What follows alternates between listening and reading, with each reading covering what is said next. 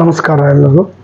At the close of this preparatory period, he performs the Navadurga Puja in Ashvija Masa for 9 days, and on the 10th day, that is on Vijayadashmi day, he takes the blessings of gods, rishis, goddesses, parents, friends, and all the well-wishers and starts his divine journey at midday. He reaches Triveni Sangama before 16th December and sits for meditation at least for 6 hours a day and spends the entire Shunya Masa leading a divine life. On the Makar Shankranti day, the mid-January in English calendar, the traveler takes a holy dip in the Sangama and proceeds to Haridwar and spends 21 days in divine contemplation and awaits the Rishi's direction. The person in charge of first entrance of Shambhala visits him and tests the traveler in many ways. Convinced of his determination and bona fide intentions, he is taken to Badrinath and Kedarnath and further to another secret place from where, standing on the top of hill, he is shown the route which he should undertake. The traveler proceeds on his own from this point. The path passes through mountainous, breathtaking valleys, across rivers and a few hamlets.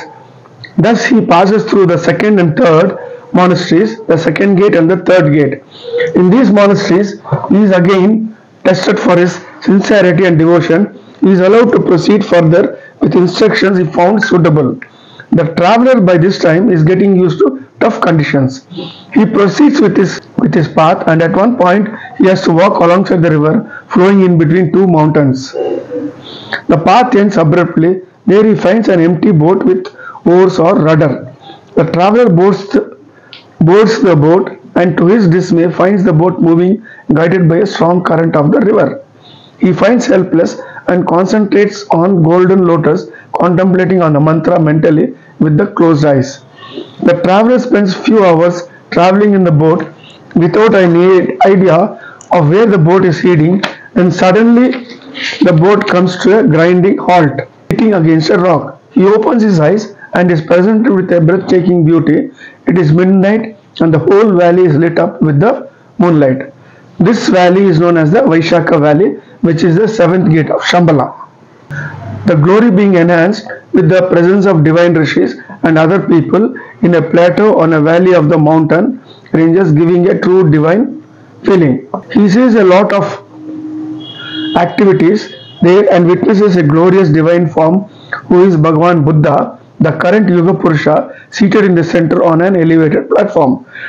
Observing the moon in its full glory, he estimates the time that had elapsed between the time he left Haridwar and Shankarmana day and reaching the Vaishaka Valley on the Vaishaka Purnami day. He quickly steps out of the boat, thanking the boat for bringing him here.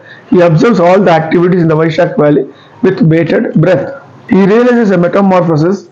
The moment he had stepped into the Vaishaka Valley, all the physical and mental tiredness had vanished and he feels rejuvenated. He is the best of his health, fully relaxed and extremely blissful. Holy dip in Manasa Sarovara. The special gathering in the Vaishaka Valley starts dispersing just after the Arunodaya Kala, which commences in the early hours of the morning. The astral visitors are first to leave. Those who had come there are divided into two groups: those who intend to proceed further and those who wish to return to their respective homes. These two groups are guided by two rishis and they move out of the valley in the direction of their destinations. The traveler joins the group of people who proceed further and are taken to an unknown small village by the side of the river and reaches the monastery, where after a few days stay in the monastery, the travelers proceed further and a handful of the villagers with about a dozen mules, a kind of animal, carrying luggage accompany them. They trek through the mountain ranges for a couple of weeks with the villagers guiding them through the unknown route. They finally reach the Manasa Sarovar lake in the Himalayan range. Here they camp for some time. All the travelers take a holy dip in sacred lake and await some visitors. They spend their time in divine contemplation and meditation and exchange views about the experiences of fellow travelers on their mountainous travel. Soon their waiting is over. Their guides in the form of rishis arrive. They offer their obeisance to their venerated rishis under the skillful guidance of their masters. The travelers move towards the Mount Kailas, choosing the circuitous route encircling Mount Kailas. and they reach a mountain peak in the east. After a steep, precipitous climb, they reach a cave atop this mountain. They break the journey for further intense spiritual practice. The cave is huge, which offers many spacious rooms situated in the northeast part of the mountain. These rooms house many natural windows for a panoramic view of the nature's beautiful snow-clad mountain peaks in Tibet. This site provides a heavenly feeling. Sheltered in a cave very close to the nature with their hearts filled with divine grace, they are assisted by their masters to encounter the local roots. At this first step, the rishis start a special herbal treatment by painting the bodies of the travelers. Several coats of these herbal paints are applied to disguise them as locals.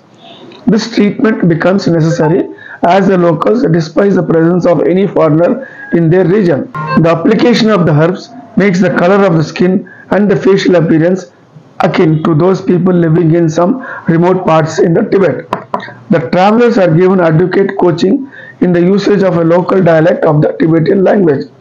As a part of their spiritual practice, each of the traveler is made to experience visions by making them sleep in certain mysterious chambers. They may vary between exciting fear of bhutas, pretas, pisachas, and his own body at death at different births. The special training on various other subjects extends to about 6 months. Now it is Magha Masa, which relates to the month of February in English calendar. The sun rises in the eastern horizon with a deep crimson hue. All the snow-clad peaks look as though they are splashed with crimson color. The inmates of the cave rise quite early in the morning and are unusually busy. It is auspicious Ratha Saptami day. On the instructions of the rishis, the travelers proceed with their masters and the mules carrying luggage. They descend on the northeastern side of the mountain. After a day's descent, they reach the southern bank of the river Brahmaputra. Here they walk along the shores of Brahmaputra towards the east for some distance until they reach the 7th monastery. The monk in charge of the 7th monastery thoroughly checks the physical and mental conditions of the travelers and forewarns against those unfit to travel further. The persons who are fit move forward and cross the river, passing on the rope bridge and reach the other side of the river, reaching a village in Tibetan Himalayan range. They pass through the mountain ranges amidst many unforeseen dangers. They experience the snowstorms chilling their spines. They face many risks while covering the narrow paths, sledges, caves and snow through mountain. The weather being unpredictable and sometimes unfriendly, alternating between the amazing beauty gifted by the God to the mankind in the form of nature and the inherent perils associated with the journey. They tread through the path with grit, determination and limitless faith on the grace of Almighty. They experience the might of the God when they see and experience the breathtaking beauty of snow-clad Himalayan ranges, which reflect with many colors, bathing on the sunlight, varying from crimson red to light blue. Words have little meaning to express their experiences. Trending through these mountains, path struck with continuous wonderment, they reach a village in few weeks' time. They conserve their energy by meditating on the Shambhala mantra.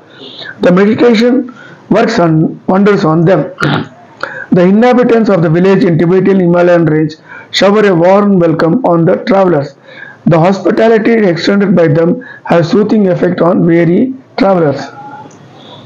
They are given a thorough hot water bath, their bodies scrubbed with cleansing soap powder. They are relieved of their tiredness.